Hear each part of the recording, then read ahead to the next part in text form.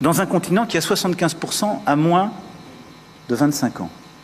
Le dialogue avec l'Afrique ne peut pas être l'otage d'un panafricanisme de bonne aloi contemporain qui utilise en quelque sorte un discours post-colonial en ayant d'ailleurs des soutiens de revers qui sont les impérialistes d'aujourd'hui. Et donc cette espèce de combination de faux intellectuels manipulant les réseaux sociaux, utilisant le désarroi d'une jeunesse et les intérêts de la Russie ou d'autres en Afrique, soyons lucides, mais n'y cédons pas. Évidemment, entre 1865 et 1869, l'écrivain russe Léon Tolstoï a publié une œuvre monumentale de plusieurs milliers de pages intitulée « Guerre et paix », qui se déroule à l'époque des guerres napoléoniennes. Ce sont d'ailleurs les dernières guerres que la France a gagnées seule. Pourtant, c'est elle qui ne cesse d'allumer le feu partout dans le monde, de provoquer des conflits, d'envenimer des situations et de travailler à la déstabilisation. Bonjour, je m'appelle Nathalie Yamb et comme Léon Tolstoï, dans l'émission d'aujourd'hui, je vais disséquer la guerre, notamment celle qui est menée à l'Afrique, mais aussi les différents bouleversements géopolitiques mondiaux à l'aune des événements marquants qui se sont déroulés ces dernières semaines.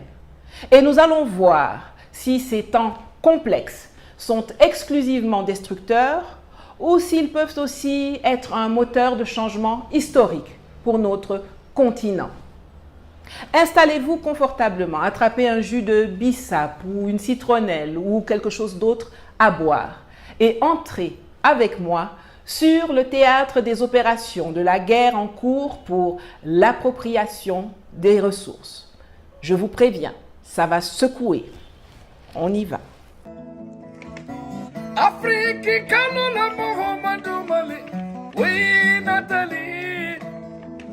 Le 8 janvier 2025, un hélicoptère s'est écrasé à Sédhié-Bénou, près de Cotonou au Bénin, piloté par des individus en civil de type caucasien, des Blancs. Alors que les supputations allaient bon train, un communiqué laconique de l'ambassade des États-Unis au Bénin a été publié, qui informait que le vol avait été affrété par AFRICOM, le commandement de l'armée américaine en Afrique, en soutien aux forces armées béninoises en matière d'évacuation médicale. Fin de citation. Ah bon? Donc Patrice Talon fait appel à l'armée américaine pour procéder à des évacuations médicales? Mais qui devait donc être évacué? Il n'y avait aucun blessé ni aucun équipement médical à bord de l'appareil qui a craché. Pourquoi n'y a-t-il eu aucun communiqué officiel de l'armée ou du gouvernement béninois à ce sujet? Intriguant, n'est-ce pas? Quelques jours auparavant, une attaque terroriste revendiquée par le groupe de soutien à l'islam et aux musulmans, affilié à Al-Qaïda, aurait causé la mort de 28 soldats béninois au nord du pays, à la frontière avec le Niger et le Burkina, alors même que les armées américaines et françaises ont renforcé leur présence au pays de Béhanzin, malgré les dénégations du gouvernement. Les explications fournies par AFRICOM ne tiennent pas la route une seconde. Quelle était la réelle mission de cet hélicoptère avant qu'il ne s'écrase? Dans le cadre de la préparation de cette émission, j'ai eu à discuter avec des officiers et des soldats du Tchad, du Niger et du Cameroun qui ont pris part à des opérations contre Boko Haram dans la région du bassin du lac Tchad. Leurs témoignages concordent. À plusieurs occasions, quand ils ont repris des bastillons de Boko Haram, les otages libérés leur ont confirmé que des hélicoptères atterrissaient dans des aires préparées pour fournir des armes et de la logistique aux terroristes. Au moment de la saison des pluies, quand le niveau de l'eau remonte, l'approvisionnement se fait avec des vedettes rapides à partir des forêts qui entourent le lac. Un vétéran d'une de ces opérations a même eu l'occasion d'assister en direct à une scène surréaliste où, alors que ses troupes étaient guidées avec l'aide des instruments de renseignement, les ISR comme on les appelle dans le jargon, un avion français qui volait plus haut donnait carrément des directives aux Boko Haram qui ont réussi à encercler et a tué la moitié des soldats qui composaient l'unité spéciale venue les combattre. C'est d'ailleurs à la même époque que le Cameroun a exigé le départ de la base militaire américaine implantée dans le nord du pays en porte-à-faux avec sa doctrine qui refusait jusque-là la présence de toute base militaire étrangère sur son territoire. Les Américains avaient pu obtenir une dérogation pour s'installer afin de fournir du renseignement aux autorités camerounaises dans la lutte contre Boko Haram. States forces is providing intelligence, surveillance, and reconnaissance assets to the Cameroonian forces. The intent is for them to take the lead, fight the local threat, and not only is it local, but it's grown to a global threat. Or, il s'est avéré que les Yankees préféraient eux aussi, comme leurs cousins français, fournir du renseignement au Boko Haram. Leur plan machiavélique était de permettre la jonction des terroristes venus du nord avec les voyous ambazoniens venus du Nozo pour faire tomber le régime à Yaoundé. Rien que ça. J'espère qu'à ce niveau, plus personne n'en doute.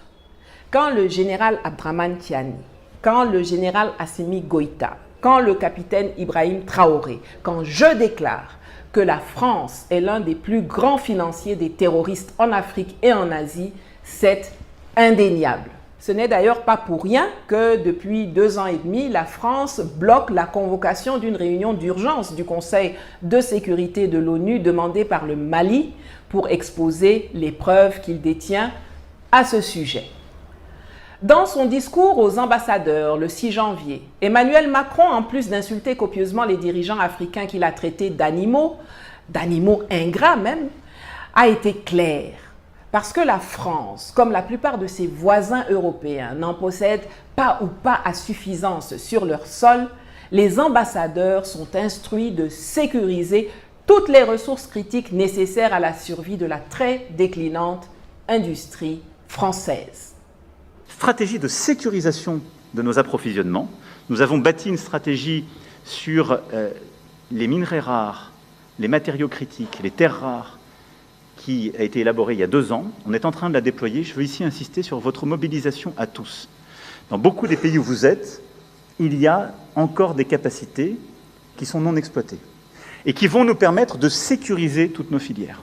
Nous sommes loin d'avoir obtenu le résultat. Et si nous voulons une France plus indépendante et qui réussisse dans les années à venir face à ces grands défis, nous devons sécuriser sur le lithium, sur l'uranium, sur le cobalt, sur énormément, justement, de ces capacités. Et c'est un véritable jeu diplomatique qui a commencé il y a plusieurs années, avec une agressivité chinoise qui est connue de tous. Donc, de la Mongolie à beaucoup de pays de l'Amérique du Sud et de l'Afrique, nous avons des stratégies matériaux critiques, minerais rares, à poursuivre. Et vraiment, je compte sur votre mobilisation. Et je demanderai là aussi que les ministres puissent revenir sur cette feuille de route. Ailleurs dans le monde, par exemple en Mongolie ou au Kazakhstan, cela signifie qu'ils vont aller mettre en place les conditions de la négociation et de l'achat de ces ressources cruciales au prix du marché. Mais en Afrique et plus spécifiquement dans la zone dite francophone, qu'ils considèrent comme leur chose, cela signifie aller les piller, aller se servir ou alors aller les acheter pour des peccadilles, soit avec la complicité des laquais placés par eux à la tête de nos États, ou alors avec la complicité des terroristes qui agissent en supplétif des armées d'occupation occidentale dans les zones concernées. D'ailleurs, parfois, terroristes et chefs d'État collaborent main dans la main pour servir les intérêts des puissances étrangères. On l'a vu au Burkina Faso avec Blaise Compaoré et surtout au Niger avec Mohamed Bazoum, pour le retour duquel la France est prête à commettre toutes les saloperies et toutes les barbaries. Ainsi, toujours dans la zone du bassin du lac Tchad, côté Nigeria, plusieurs dizaines de blocs pétroliers et gaziers répertoriés depuis le début des années 2000 par la NNPC, la Nigeria National Petroleum Company, constituent des réserves stratégiques pour les financiers de Boko Haram et de l'ISWAP, l'État islamique en Afrique de l'Ouest, qui est la branche sécessionniste de Boko Haram qui a fait allégeance à Daesh en 2016. C'est ce qui explique pourquoi ils ne sont toujours pas exploitées. Et pourquoi c'est seulement dans ces zones-là que règne le terrorisme et l'insécurité. Pareil du côté du nord du Bénin, où dans la zone du parc W, les sites d'orpaillage clandestins pullulent et le fer se ramasse à même le sol. Pareil également du côté du Sahel, bien évidemment. C'est ainsi que régulièrement, des attaquants venus du Nigeria s'en prennent au pipeline Niger-Bénin, qui est à moins de 5 km de la frontière, avant de retourner promptement dans l'état de Sokoto, dans lequel des agents de la DGSE se sont installés depuis plusieurs mois, plus spécifiquement après que l'armée française a été chassée du Niger, pour recruter et entraîner des terroristes et mettre en place les infrastructures nécessaires. My testimony, I don't chop, I don't testimony. I don't testimony. Now my testimony, testimony, my testimony. I don't chop, I don't testimony. I don't testimony. Je m'appelle Chop Money. Beaucoup de gens se sont marrés en voyant la garde nationale française chanter Testimony de P-Square lors de la visite du dealer de drogue Bola Tinubu au consommateur de cocaïne Emmanuel Macron en France. Pourtant, derrière cette atmosphère bon enfant se tramaient des sombres machinations pour déstabiliser les pays de l'Alliance des États du Sahel, c'est-à-dire le Burkina Faso, le Mali et le Niger, mais aussi le Tchad, dont le président, le maréchal Mahama Idriss Déby Itno, que j'appelle Petit Déby pour le distinguer de son père, a décidé quelque part vers fin 2023, de diversifier ses partenariats, notamment militaires, ce qui a été considéré comme un casus belli par Paris. J'y reviendrai. Entre petits fours et mouvements de danse, ce sont des plans machiavéliques qui ont été discutés, peaufinés et validés. Après l'installation de 2 bases de l'armée française à Guigidi et à Gidankata dans l'état de Sokoto au Nigeria, on voit apparaître un nouveau groupe terroriste, les Lakurawa, également domiciliés dans l'état de Sokoto, qui sont en réalité un démembrement de l'EIGS, l'État islamique au Grand Sahara, un sous-traitant bien connu de l'armée française. C'est à eux que l'on doit une grande partie des attaques récentes contre le pipeline Niger-Bénin.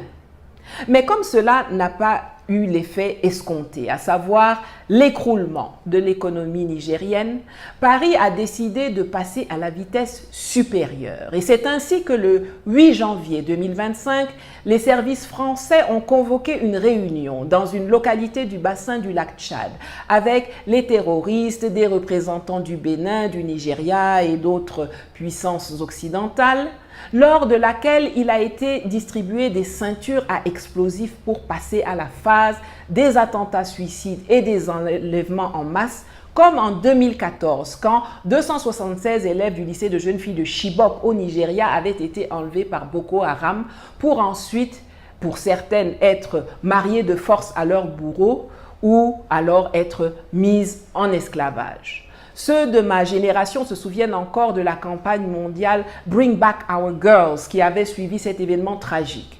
Par la suite, 57 jeunes filles avaient pu s'enfuir peu après l'attaque. 107 ont été libérées en 2016 et 2017 à la suite de négociations que le gouvernement Buhari avait menées avec Boko Haram. Et une centaine est toujours portée disparue à ce jour, dont probablement peu sont encore en vie. Que la France ait de nouveau recours à des stratagèmes aussi odieux et meurtriers n'est pas une surprise, car elle est coutumière du fait. Son appétence à faire couler le sang des Africains a déjà été prouvée à travers les siècles, par les nombreux coups d'État qu'elle a perpétrés, mais également par la mission Voulé Chanoine au Niger, par l'extermination des indépendantistes au Cameroun ou par la guerre du Biafra au Nigeria, qui a fait plus d'1 million de morts et lors de laquelle la France a fourni conseillers militaires, mercenaires et armes aux sécessionnistes qu'elle a fait acheminer par ses laquais historiques, le Gabon et la Côte d'Ivoire. L'histoire et le passé récent sont truffés de ces exploits macabres en la matière et il est affligeant de constater qu'il se trouve néanmoins toujours des Africains pour l'aider à les commettre. Les attentats suicides, les enlèvements à gogo, le Cameroun aussi a connu ça de 2014 à 2021.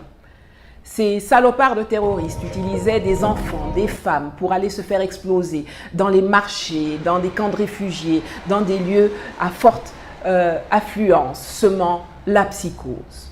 Les autorités nigériennes seraient d'ailleurs bien inspirées de se rapprocher des autorités camerounaises pour un partage d'expériences, mais aussi, et je le répète, pour réactiver l'option du transport du pétrole du Niger via le pipeline Tchad-Cameroun, plutôt que par le Bénin. Revenons au Tchad. On rappelle que non seulement ce pays était la principale base de déploiement de l'armée française en Afrique hors Djibouti, mais également que Emmanuel Macron, faisant fi de toute intelligence politique ou toute retenue diplomatique, avait rappliqué à N'Djamena ventre à terre à la mort de Déby Père pour prendre son rejeton sous son aile protectrice. Mais comme je vous l'ai déjà expliqué dans une précédente vidéo qui va s'incruster quelque part à l'écran et que vous pourrez aller regarder à l'issue de celle-ci, la lune de miel s'est vite transformée en lune de fiel. Macron avait en effet décidé d'exiger de Petit Déby qu'il laisse la place à un civil, son chouchou étant Moussa Faki, pour contrer le poulain des Américains qu'est Succès Masra. Cela a jeté un gros froid dans leurs relations et quelques mois après avoir éjecté les Américains, le président tchadien a procédé le 28 novembre 2024 à la dénonciation des accords de défense avec la France au grand désarroi de Paris. Cependant, au fil du temps, cet accord est devenu obsolète, complètement obsolète. Il ne correspondait plus ni aux réalités sécuritaires, géopolitiques et stratégiques de notre temps, ni à nos attentes légitimes quant à la pleine expression de notre souveraineté. Certains se sont justement demandé s'il ne s'agissait pas d'une mise en scène, la mise en œuvre du scénario de l'invisibilisation que Emmanuel Macron avait évoqué en février 2023, en amont de la tournée du propriétaire qu'il avait faite en RDC, au Gabon et au Congo. Magnéto. La réorganisation que j'évoquais tout à l'heure n'a pas vocation à être un retrait ou un désengagement. Mais elle se traduira en effet par, si je puis m'exprimer ainsi, une africanisation ou mutualisation de ces grandes bases. Là où vous avez des bases avec un dispositif posé, parfois des centaines, voire des milliers de militaires français, vous aurez une réduction du nombre de nos militaires qui s'accompagneront d'une montée en charge de leurs partenaires africains en fonction des besoins qui seront définis et précisés dans le cadre des travaux que le ministre aura à conduire avec le SEMA dans les prochaines semaines. Et donc ces bases ne seront pas fermées, mais elles seront transformées. Elles deviendront pour les unes des académies, pour les autres des bases mais partenariales. Elles seront pour certaines rebaptisées. Elles vont changer de physionomie, de logique, d'empreinte. Et à côté de ça, nous devons donc avoir une visibilité qui n'est pas la même. Parce qu'on l'a bien vu ces derniers mois et ces dernières années. Si c'est le cas, très vite, avec beaucoup de propagande aussi, les gens se retournent et disent « notre problème est là, c'est eux, ils sont en train de soutenir un coup d'État, ou ils soutiennent le pouvoir en place ». Ces bases ne seront pas fermées. Pour ce qui est des principales bases, il peut y avoir des réajustements après des dispositifs en fonction du dialogue que nous aurons avec les uns les autres et des besoins, mais elles seront réaménagées et elles deviendront académies, bases conjointes, etc. Vous avez entendu, non? Ils le martèlent à l'envi. Ils ne veulent pas partir, ils ne vont pas partir, ils veulent juste être moins visibles. Ce désir de rester en mode furtif a été réitéré par toute la galaxie politique, militaire et paramilitaire française. On avait déjà entendu l'ex-SEMA et actuel grand chancelier de la Légion d'honneur, le général Lecointre, et le barbouze de la DGSE Vincent Crouzet à ce sujet. Écoutons le général d'armée Didier Castres, patron de GEOS, une société paramilitaire française qui offre tout type de services, des mercenaires à la gestion portuaire, comme c'est le cas dans la principale des colonies françaises en Afrique, la Côte d'Ivoire. Par exemple, GEOS, depuis décembre, assure la gestion complète du port d'Abidjan. il en assure la sécurité, il en assure le contrôle des flux in et des flux out, il en assure la relève des taxes des bateaux qui rentrent, qui sortent, etc. Voilà à peu près les 4 métiers, de façon très synthétique, de GEOS. Quels sont les avantages que je vois à ce type d'action? D'abord, c'est la basse visibilité de l'action de GEOS, puisqu'on fait toujours appel à des prestataires locaux. Donc c'est pas une équipe de France qui débarque dans les pays, c'est toujours un prestataire local avec des security managers ou des gens qui organisent tout ça. Du coup, si notre pays a l'intention de continuer à peser ou de conserver une forme d'influence dans cette zone-là, il est clair que ça n'apparaîtra pas dans les champs physiques. Je pense que l'option militaire ou la présence militaire ou la visibilité militaire ne sera plus un critère pour développer cette influence. Je pense qu'elle reposera sur les champs immatériels. C'est dans ce domaine-là qu'il faut investir. Et globalement, en le résumant, il faut passer d'une stratégie démonstrative et bruyante à une stratégie discrète et une stratégie d'accès. C'est à mon avis ça l'enjeu. Un dernier mot encore pour dire qu'est-ce qu'on pourrait faire ou comment on pourrait essayer d'expérimenter ça. Je me suis posé la question quand j'ai vu la volonté ou la décision politique de réduire profondément nos effectifs prépositionnés outre-mer. Je me suis dit qu'est-ce qu'on pourrait faire pour illustrer ce que je viens de dire. Eh bien voilà ce que l'on pourrait faire. On pourrait se faire demander, évidemment, c'est pas une offre, mais on pourrait se faire demander que l'ensemble Port-Bouët, port, aéroport d'Abidjan et Lomo Nord soient transformés en camp multinational de mise en condition opérationnelle des contingents qui vont participer à des opérations, que ce soit des contingents africains ou que ce soit des contingents européens. Voilà ce qu'on pourrait faire. Et dans ce domaine-là, comment on fait pour baisser la visibilité d'un projet comme ça? C'est extrêmement simple. GEOS l'a fait en Afghanistan, GEOS l'a fait au Mali pour assurer le fonctionnement et la vie d'un camp. Ensuite, DCI est capable de faire de la formation sans porter spécialement des uniformes français. Expertise France est capable de faire le reste. Et là, on a un projet, dès lors que les Africains nous le demanderaient, qui serait d'abord intégré avec tout ce qu'on est capable de faire sur les mines, sur la formation médicale, sur la formation militaire, sur la livraison de matériel. On peut aller plus loin, on devrait aller plus loin. Cet intégrateur, il devrait être capable de balayer le champ depuis l'humanitaire jusqu'à la formation militaire, du culturel jusqu'à l'entraînement de gens sur le camp de Lomo Nord, qui est un champ de tir assez connu. Édifiant, n'est-ce pas? Cela donne encore plus de crédit, si besoin était, aux paroles du général Tiani, qui a clairement accusé certains pays voisins de se prêter à cette mascarade et de servir de base arrière à la déstabilisation des États de la Confédération AES. La boucle n'est pas bouclée pour les Français. Au cours de cette rencontre, il a été décidé de former, avant la fin de l'année 2024, des troupes qui vont être utilisées pour déstabiliser les pays de la Confédération. Ouais.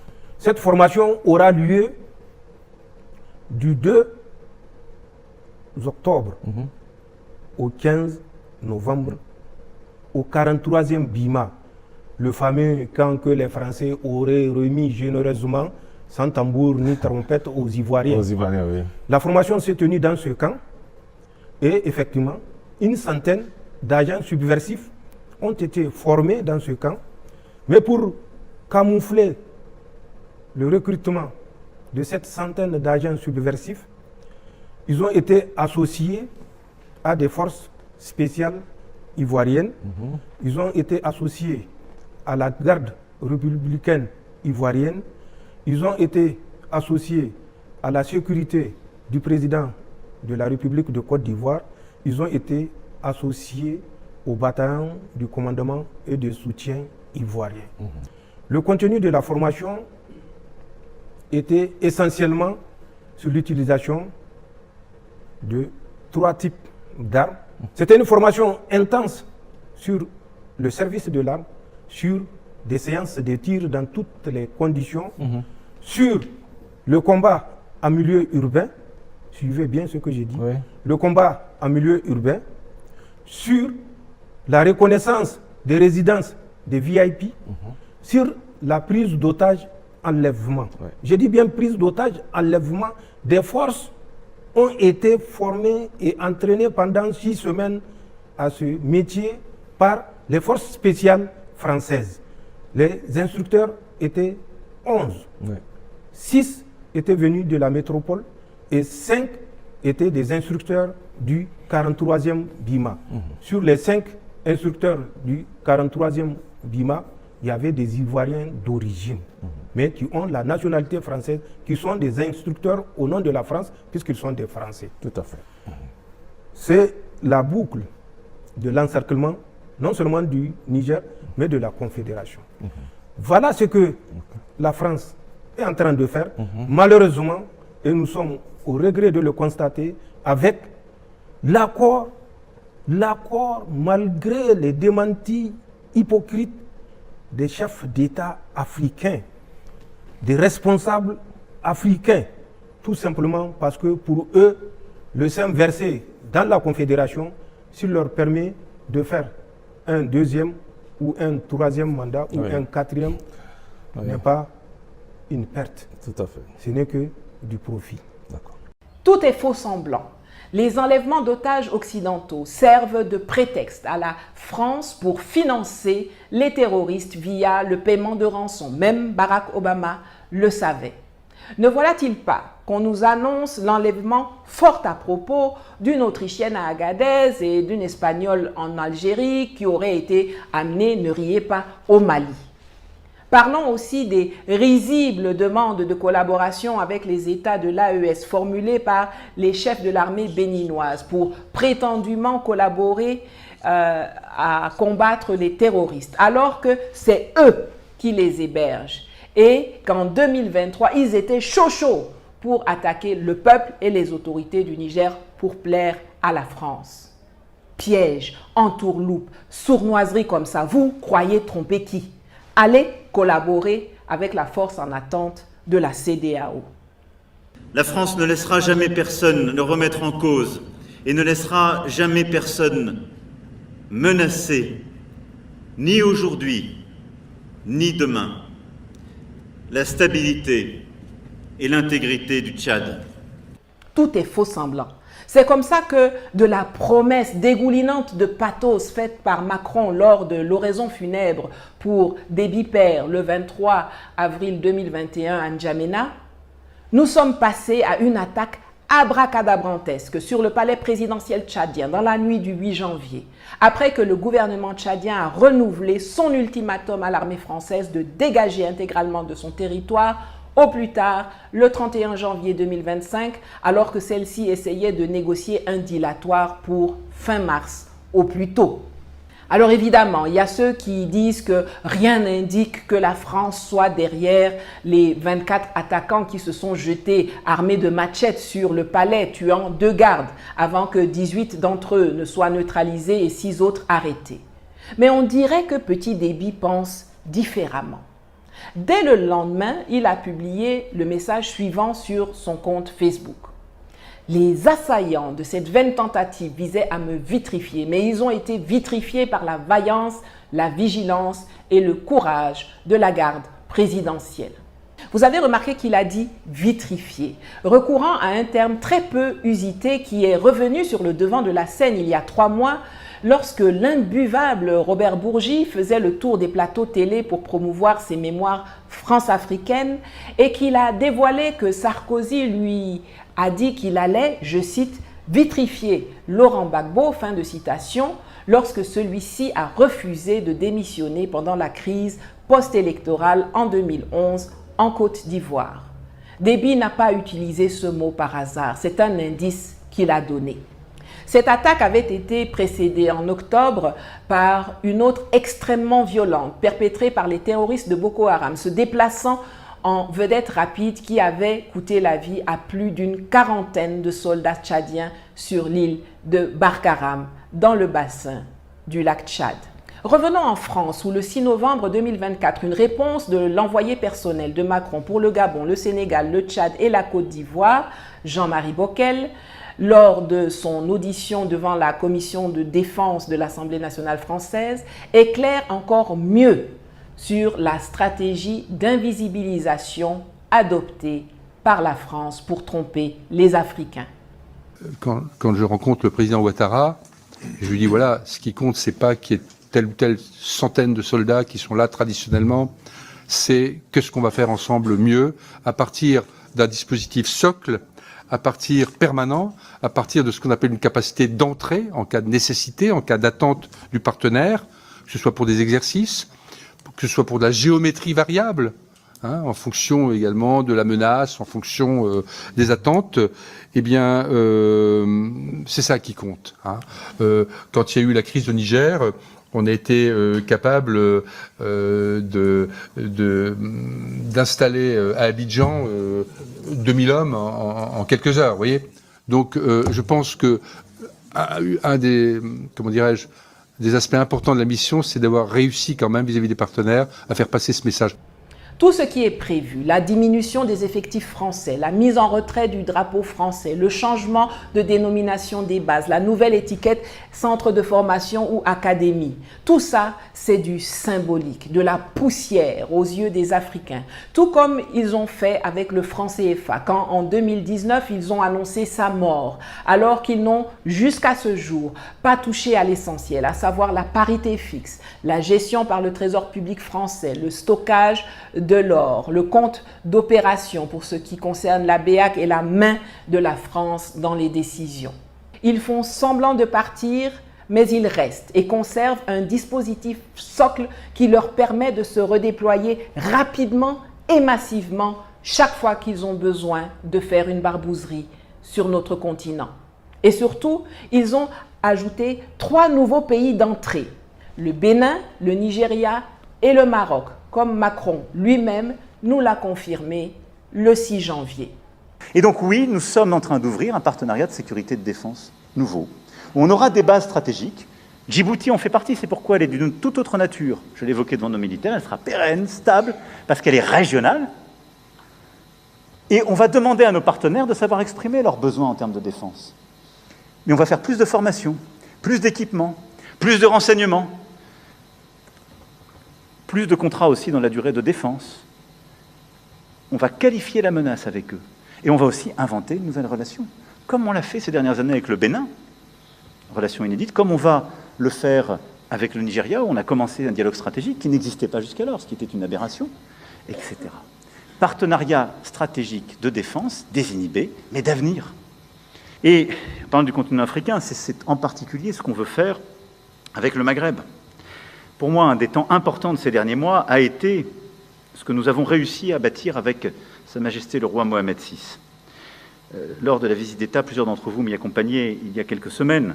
Nous avons construit un partenariat pour les décennies à venir totalement nouveau. Il est dans tous les domaines, il est d'une ambition inédite et il est pour moi véritablement constitutif de cette nouvelle approche. Il doit d'ailleurs être un de nos relais à l'égard d'une approche africaine réinventée. C'est-à-dire qu'on aura des projets franco-marocains sur le continent africain. Parce que c'est une autre façon aussi d'aborder ce continent et de changer le regard à l'égard de la France quand on l'aborde ensemble. De façon récurrente, la France nous accuse de mettre en danger ses intérêts. Quand on me désigne comme ennemi public numéro 1, qu'on m'interdit d'entrée et de séjour en France, qu'on m'arrête, qu'on me fait expulser de Côte d'Ivoire, qu'on me menace de mort partout dans le monde sous prétexte que je mets en danger les intérêts de la France.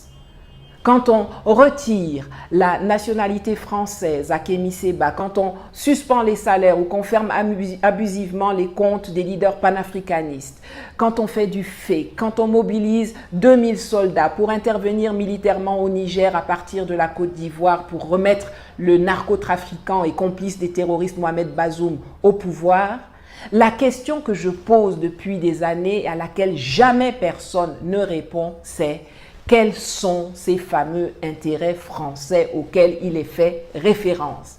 Est-ce qu'on peut nous en donner une liste?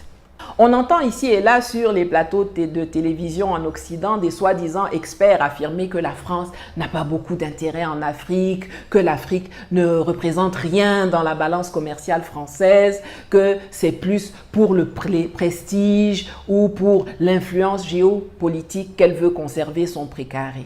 Ce sont des pays quand même dépendants de l'étranger, n'est-ce pas? Ce sont des pays pauvres qui n'ont pas beaucoup de ressources, même s'il y a de l'or au Mali, même s'il y a un peu de pétrole au Niger, ils ont absolument besoin de partenariats. Le problème, c'est que la Russie ne leur apporte aucune aide, sauf une aide militaire pour faire une garde prétorienne autour des putschistes, en fait. Ça, personne d'autre ne pouvait le faire. Peut-être la Turquie le fait aussi. Ils ont livré pour plus de 5 milliards de dollars d'armement en Afrique, quand même. Oui, mais c'est très peu. Ce sont des pays très pauvres et qui n'ont pas de moyens budgétaires. Et la Russie elle-même a le PIB de l'Espagne. C'est un pays pauvre qui n'apporte pas d'aide, qui fait payer ses services. Ces mercenaires Wagner, il faut les payer, alors que Barkhane et les appuis militaires français étaient gratuits pour les pays africains.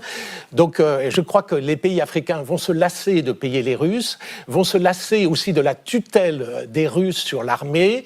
Il y a déjà des tensions assez fortes. Ils vont se lasser de l'exploitation des gisements d'or et autres par la Russie. La Russie est une puissance opportuniste, intéressée, qui profite des fautes de la France au Sahel pour prendre sa place, à la fois pour des raisons économiques et aussi pour dénigrer les pays occidentaux. Ils sont dans une stratégie de représailles à la suite de notre querelle sur l'Ukraine et sur la Crimée depuis 2014.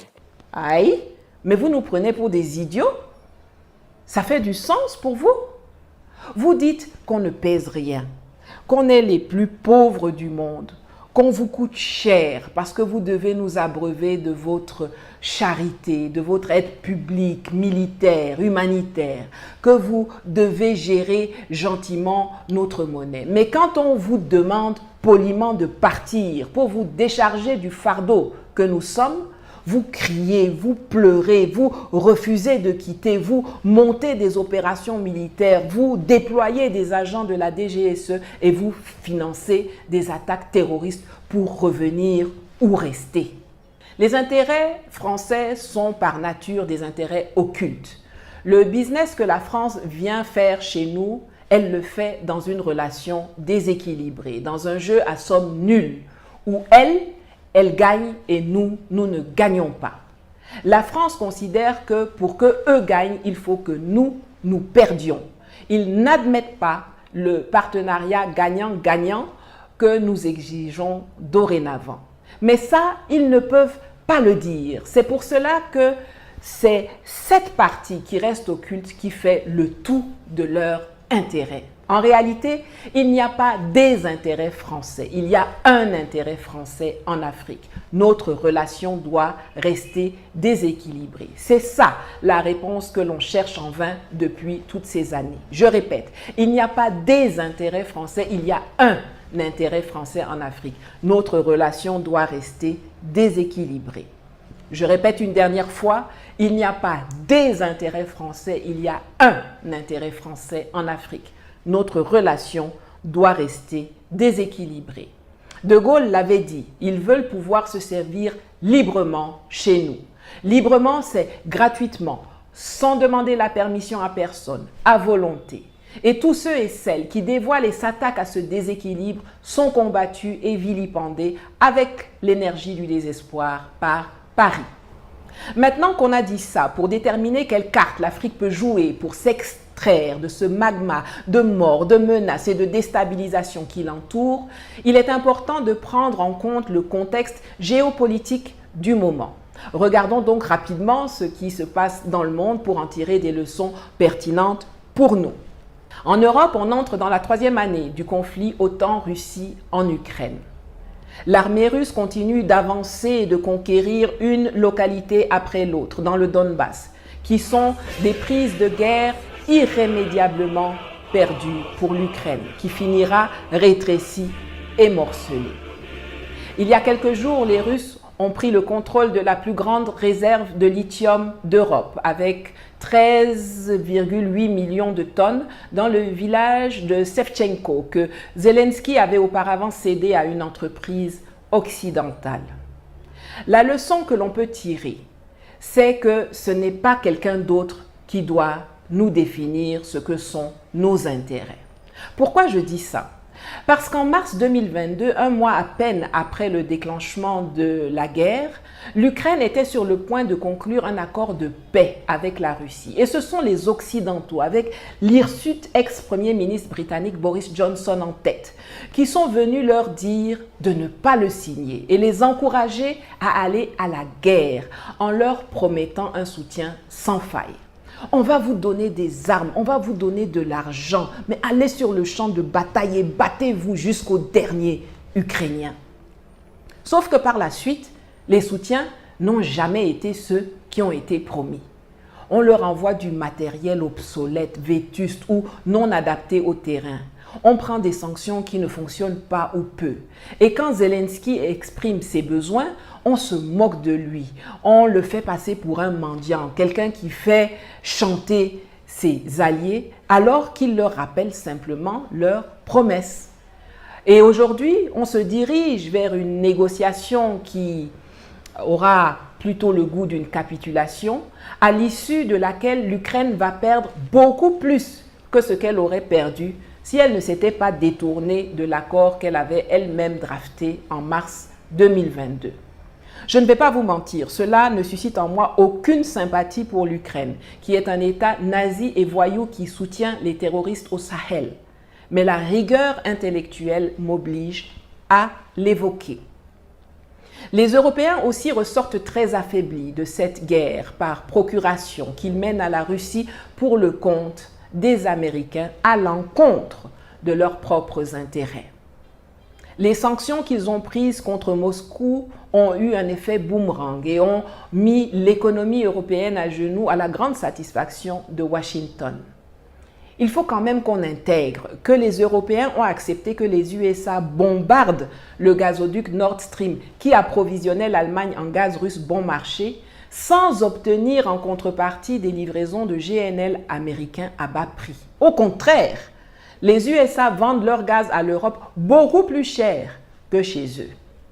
Résultat, des fleurons de l'industrie allemande comme Volkswagen, Bosch, ZF Friedrichshafen, Continental, Miele ferment les usines et restructurent à tour de bras. Ça se compte en centaines de milliers de licenciements. L'énergie est devenue hors de prix. Les gouvernements chutent les uns après les autres. Tout est niagami. Les seuls qui ont profité de cette guerre sont les Américains. Donc, retenons bien cette leçon. Ne jamais laisser les autres définir quels sont vos intérêts. Allons maintenant au Moyen-Orient. Beaucoup de gens ont observé avec fascination et parfois effarement la chute accélérée du régime Assad en Syrie en quelques heures le 7 décembre 2024.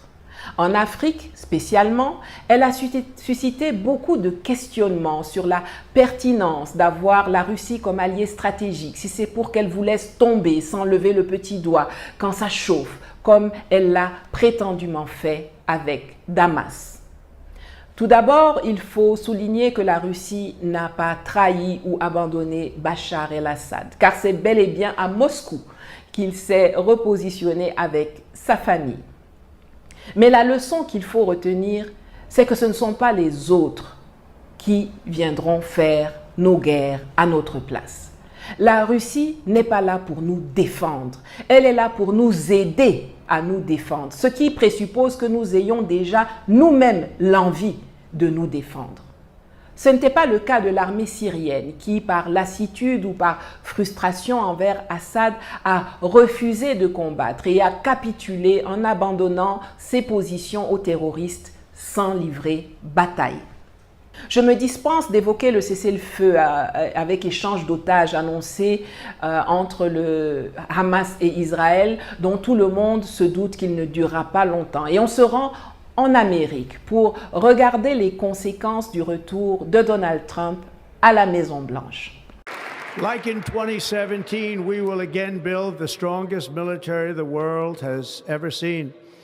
We will measure our success not only by the battles we win, but also by the wars that we end, and perhaps most importantly, the wars we never get into. L'ancien nouveau shérif n'avait même pas encore prêté serment qu'il avait déjà annoncé les couleurs. Il veut annexer le Canada, arracher le Groenland au Danemark et le canal du Panama au Panama, sortir de l'accord de Paris, de l'OMS, peut-être même de l'OTAN, et infliger des tarifs douaniers exorbitants au Mexique et au Canada, qui sont pourtant ses alliés privilégiés dans l'ASEOM, l'Alliance Canada-États-Unis-Mexique. Dans ses bagages, il amène Elon Musk, l'homme le plus riche du monde et le propriétaire du réseau X, anciennement Twitter, de Tesla, de Starlink, de Neuralink, de SpaceX, qu'il a nommé au sein de son administration et qui s'est donné pour hobby de déstabiliser l'Europe en promouvant les partis suprémacistes et anti-Union européenne, notamment chez les meilleurs alliés et esclaves des États-Unis, le Royaume-Uni et l'Allemagne. Panique à bord. C'est hilarant de voir les pays occidentaux qui ont passé leur temps à indexer la Russie comme l'un des plus grands dangers pour l'Occident se voir attaqués et déstabilisés par leurs patrons et parrains américains et non pas par l'ennemi imaginaire qu'ils ont inventé de toutes pièces dans leur tête.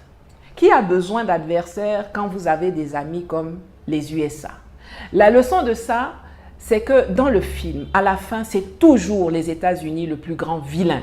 Et il ne faut pas penser qu'une fois qu'on en aura terminé avec la France, on pourra se reposer et que tout sera pour le mieux dans le meilleur des mondes. Non.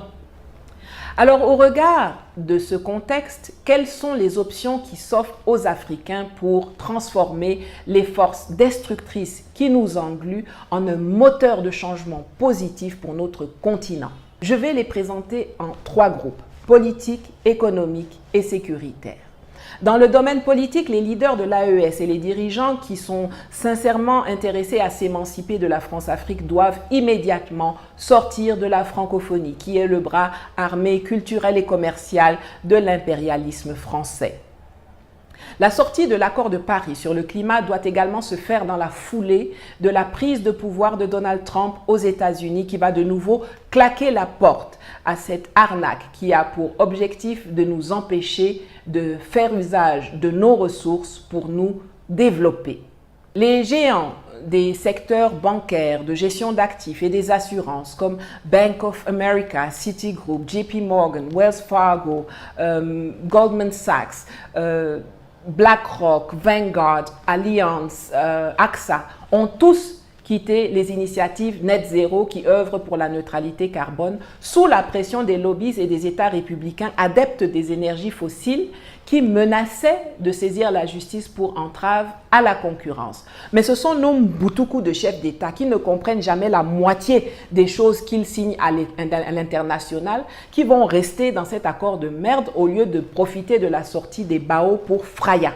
Quand l'éléphant dégage le chemin vers la liberté, le petit écureuil intelligent marche dans son ombre. La 3e action politique doit être la sortie de la Cour pénale internationale. Plus les perspectives de rétablir l'ancien ordre unipolaire vont s'évanouir, plus les Occidentaux vont revenir à un mode opératoire qui a fait ses preuves. L'instrumentalisation de la justice internationale pour se débarrasser de compétiteurs et d'adversaires gênants. On voit très bien le schéma qui se profile à l'horizon, avec des accusations de crimes de guerre qui seraient commis par nos leaders et nos armées à l'endroit de populations que les médias, les politiques et les ONG occidentales tentent de victimiser à outrance depuis longtemps, mais avec un regain d'énergie ces dernières années. La CPI n'a plus aucune raison d'être, son hypocrisie, son 2 poids 2 mesures, son traitement par-dessus la jambe par ceux-là même qui l'utilisent comme arme, ont fini de la néantiser. On a tous vu comment les États-Unis, qui ne sont même pas membres du statut de Rome, après avoir poussé la Cour à émettre un mandat d'arrêt contre Vladimir Poutine sur des motifs farfelus, menacent de sanctionner la même Cour pour avoir également émis un mandat d'arrêt contre le monstre Benjamin Netanyahou, leur protégé ou patron, on ne sait plus trop bien. La justice de l'AES fonctionne bien. Il faut rapidement entamer le processus de retrait de la CPI en tenant compte du fait que le préavis court pendant 1 an. Passons maintenant aux options économiques qui s'offrent à nous. Évidemment, l'année 2025 doit consacrer l'abandon du franc CFA par le Burkina, le Mali et le Niger. Et ce serait bien qu'il soit imité dans la foulée par tous les États de la zone franc qui aspirent un tant soit peu à l'autodétermination. Je réfléchis d'ailleurs à faire une émission consacrée à dresser l'état des lieux du franc CFA dans le contexte géopolitique actuel et à vous expliquer pourquoi ça prend du temps et comment il faut procéder pour s'en défaire en limitant les risques. Dites-moi en commentaire si cela vous intéresse. Ensuite, on l'a vu tout au long de cette émission, nos matières premières attirent et ceux qui les convoitent créent des guerres et des situations d'insécurité pour délimiter des lieux où les États n'ont pas accès et qui deviennent des zones de pillage. On pense à Kidal. Il faut sortir l'économie mondiale de la logique selon laquelle des matières sont volées quelque part et circulent dans le commerce comme si de rien n'était. En ce sens, on peut saluer la procédure judiciaire entamée par la République démocratique du Congo contre Apple qui utilise des minerais de conflit dans sa chaîne d'approvisionnement. Mais il serait plus efficace de prendre des dispositions en amont pour créer un écosystème de transparence et de traçabilité pour toutes nos ressources, le pétrole, le gaz, le cobalt, le lithium, l'uranium, le fer, le cacao, etc. Et pas uniquement pour les diamants ou le bois sur injonction des Occidentaux. Et enfin, il faut procéder en urgence à la divulgation de tous les accords léonins et à la dénonciation des pratiques de rétorsion, de chantage et toutes les magouilles utilisées par la France et ses acolytes occidentaux contre nous, contre le bien-être et l'existence même des populations africaines. Comme on l'a vu plus tôt, la dissimulation et l'invisibilisation sont les méthodes préférées de la France-Afrique pour préserver leur intérêt occulte qui est de maintenir une relation déséquilibrée avec l'Afrique. À l'opacité, il faut opposer la transparence. Les sachants, les chefs d'État, les ministres, les en haut de en haut, déballez tout. Mettez leurs fesses dehors, comme Macron a exposé celle de Ouattara lors de la conférence des ambassadeurs. Dites tout. Non seulement cela va nous donner des arguments pour les combattre, mais cela va également sérieusement écorner l'image de la France. Et dans la guerre en cours actuellement, la communication est un champ de bataille majeur. Je vais prendre un exemple récent pour illustrer mon propos. Le 19 décembre 2024, nous avons appris via la DGSE, le service d'espionnage et de barbouzerie français, que ces 4 agents qui avaient été arrêtés et détenus à Ouagadougou depuis le 1er décembre 2023 ont été libérés après une médiation par des agents des services secrets marocains. Le Burkina n'a pas communiqué dessus, n'a pas réagi. Il y a quelques jours, rebelote. Le journal français Le Monde évoque la somme de 60 millions d'euros qui aurait été payée pour permettre la libération de ces espions. Là encore, le Burkina se tait. Et à mon avis, c'est une erreur, une très grosse même. En effet, cela laisse tout loisir à la désinformation française de raconter des bobards à propos de cette affaire, en faisant passer les vilains pour les gentils et en présentant l'État du Burkina Faso comme un preneur d'otages qui a raquetté les Français en obtenant une rançon pour libérer ces pauvres agents innocents. C'est inacceptable et les services du Burkina doivent se revoir, comme on dit chez moi. Ce genre de transaction ne se fait pas sans laisser de traces. Et même si l'on ne peut pas divulguer certains éléments stratégiques et les chiffres exacts, le Faso aurait dû communiquer en premier et faire savoir qu'ils ont été approchés par les services français, qui ont reconnu être en tort et qui ont proposé des conditions d'indemnisation pour éviter à leurs espions déstabilisateurs de passer un deuxième Noël en détention. Après avoir étudié la proposition et pris acte de la reconnaissance de sa culpabilité par la France, les autorités burkinabées ont accepté l'offre d'indemnisation française et autorisé le rapatriement des espions. C'est à minima de cette façon que le Burkina aurait dû communiquer. Je le dis et je le répète, nous sommes dans une guerre tous azimuts, dans laquelle l'opacité et le secret profitent à nos ennemis et au système qui nous détruit.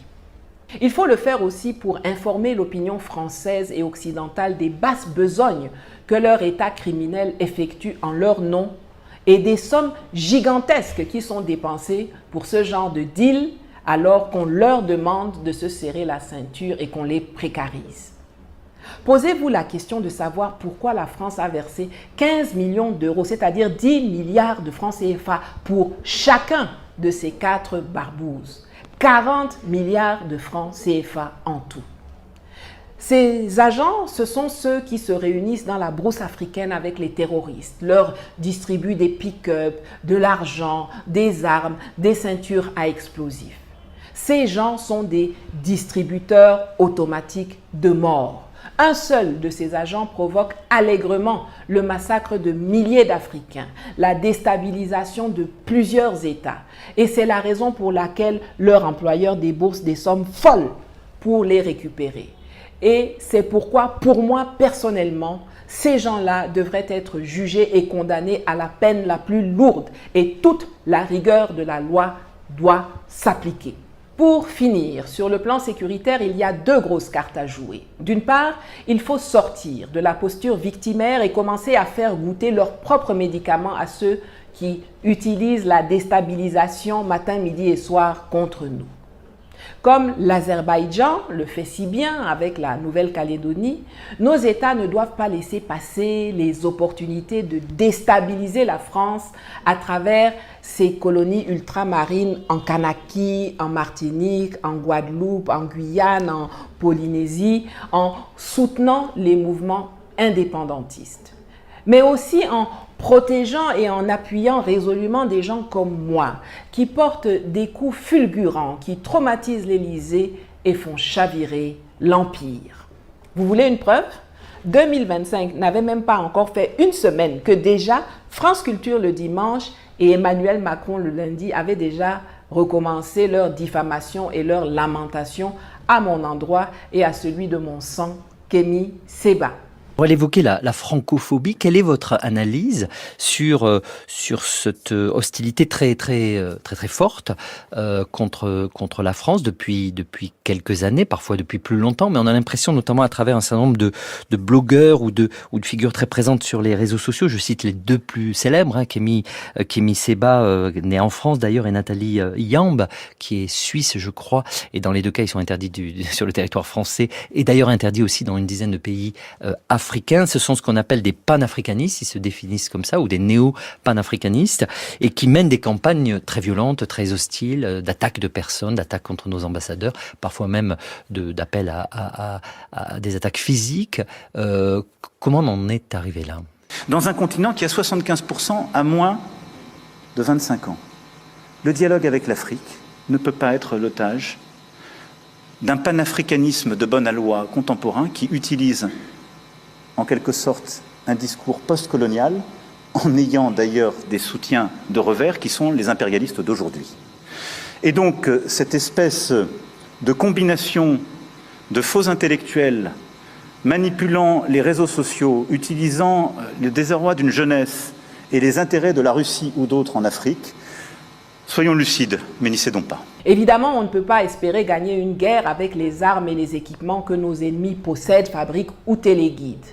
Il est donc urgentissime que nos États mettent en place des plateformes de réseaux sociaux comme Twitter, comme Facebook ou YouTube pour permettre l'éveil de conscience et la divulgation des vérités à propos de la guerre millénaire de la France et de l'Occident contre l'Afrique, sans que les Africains ne soient bâillonnés, censurés, bannis, démonétisés. Vous le savez, je suis moi-même victime de cela depuis longtemps, mais il y a d'autres exemples tout aussi marquants, comme la façon dont toutes les plateformes que je viens de citer ont fait sauter simultanément les comptes du média African Stream, basé au Kenya, qui faisait un très bon travail d'éveil et d'information, et qui continue de le faire, mais avec beaucoup moins de visibilité. Ou Afrique Media, qui a récemment sauté sur YouTube. Je souligne bien que je demande aux États de le faire, car je sais qu'on va me dire qu'il y a des réseaux qui existent, mais malheureusement, soit ils ne sont pas suffisamment visibles, soit pas techniquement au point, soit ils appartiennent à des gens qui sont le matin avec toi et le soir contre toi. Également, de la même façon que des États comme la Côte d'Ivoire, le Nigeria, le Bénin, l'Algérie n'hésitent pas à se faire les relais ou les sanctuaires de la déstabilisation de nos pays, il faut travailler à leur rendre la pareille, non pas comme eux, en hébergeant et en armant des terroristes qui vont massacrer nos frères, mais en soutenant dans leur accession au pouvoir des gens qui remettront au centre de leurs actions la fraternité, le panafricanisme, le bon voisinage, le co-développement harmonieux dans la paix et le meilleur intérêt des populations.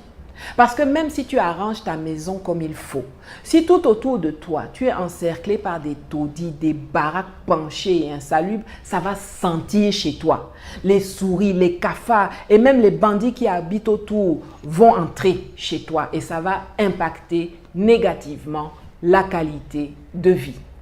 Enfin, et c'est vraiment l'une des mesures les plus importantes, il faut procéder de toute urgence à la sécurisation du territoire de l'AES. D'une part, en continuant le maillage militaire sur le terrain. Et je saisis cette occasion pour exprimer mon soutien et mon admiration aux forces armées du Niger, du Mali et du Burkina pour le professionnalisme, le courage et le sacrifice dont elles font preuve au quotidien. Et d'autre part, et là, j'insiste lourdement en m'adressant directement aux généraux Tiani et Goïta et au capitaine Traoré, en mobilisant des excavatrices pour creuser des tranchées et construire des murs de sable tout le long des frontières et en y déployant des hommes sur des miradors, en commençant par la frontière Niger-Nigeria, Mali-Algérie, Burkina-Côte d'Ivoire et Niger-Bénin. J'avais déjà explicité le concept dans une précédente émission intitulée « La guerre pour le contrôle du Sahara » qui s'affiche à l'écran. Tout au long de cette émission, j'ai fait référence à des vidéos que j'ai produites par le passé et qui vous permettront d'approfondir certains aspects. Pour vous faciliter la tâche, je vais mettre les liens des différentes chroniques dans la boîte de description en dessous de cette vidéo sur YouTube. Si vous la regardez ailleurs, n'hésitez pas à aller sur ma chaîne YouTube dont le lien et le QR code s'affichent à l'écran pour les trouver.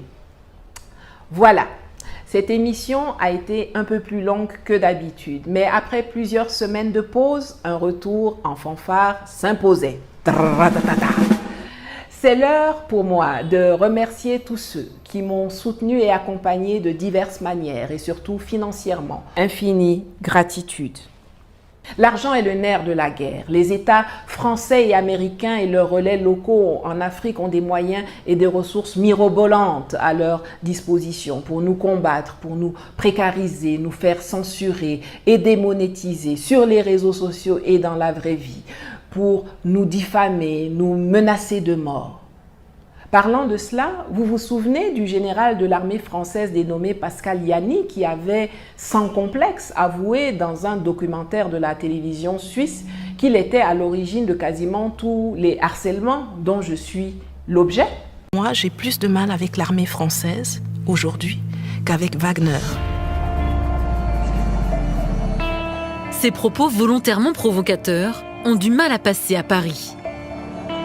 Contacté, le ministère des Affaires étrangères nous confirme avoir demandé à 2 reprises la suspension temporaire des comptes Twitter et Facebook de Nathalie Yamb.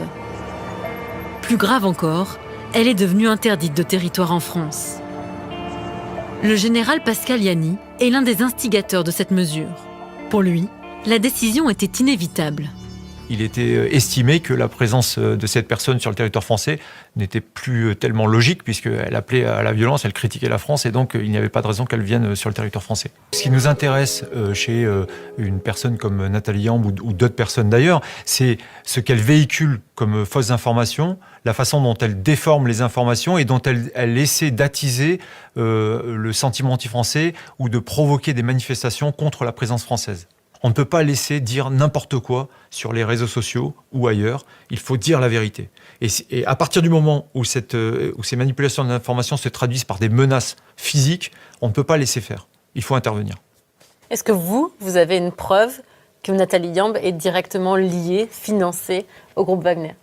Non, je n'ai pas de preuve. Eh bien, c'est ce type qui a été nommé récemment commandant du commandement français en Afrique, la suprastructure calquée sur le modèle américain de tous les assassins et déstabilisateurs français qui opèrent au Sahel et ailleurs en Afrique. Vous pouvez donc imaginer à quel point ça va être rugueux et dangereux pour moi dans les semaines et les mois à venir.